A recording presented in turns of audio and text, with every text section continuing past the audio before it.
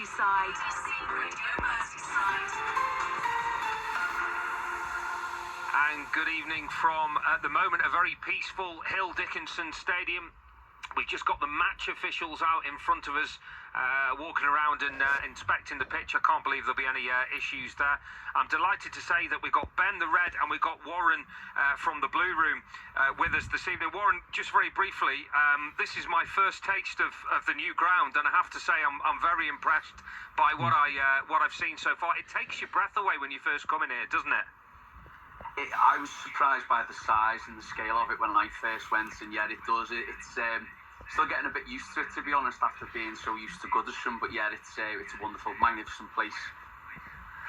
We'll come back to you very shortly, Warren. Ben the Red, a very good evening to you. Good evening, Salty. How are you? I'm very well. Not so good after watching Liverpool's first half display on Saturday, to be honest. Where did it go wrong, Ben? It wasn't great, was it?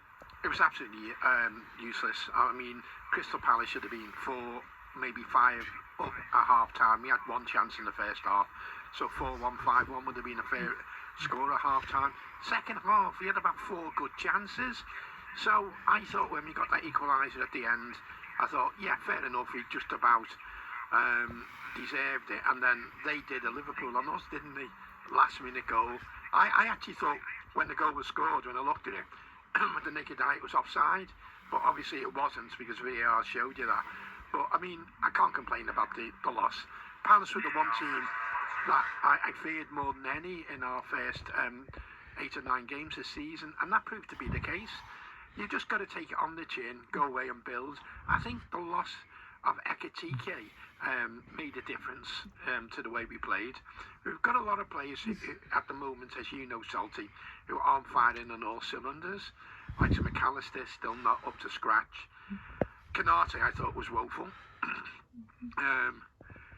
So we've just got to dust ourselves down and hopefully get a result in Istanbul tomorrow. Well, we'll perhaps come on to individual performances in more detail, but on that point about Canate, there's been more than one occasion already this season where he's looked off it. Now, I don't know how much of a fan you are of him. There's clearly a very good defender in there, but a top-class defender doesn't have the defensive lapses and the concentration lapses that he has, do they? Right, I'm going to be totally frank with you. I think there is a player there, but he's not consistent enough for us. And I'd bite the bullet, and quite frankly, I'd sell him. He's been like that now over the last 2 or 3 seasons. This isn't, a one-off. He's liable to that sort of scenario. I mean, physically, he's everything you would want in a centre-back, but there's too many mistakes there. And if we're going to move on and truly move on to dominate, which I hope, and most Liverpool fans hope we will do, he isn't the player that should play alongside Verge, in my opinion.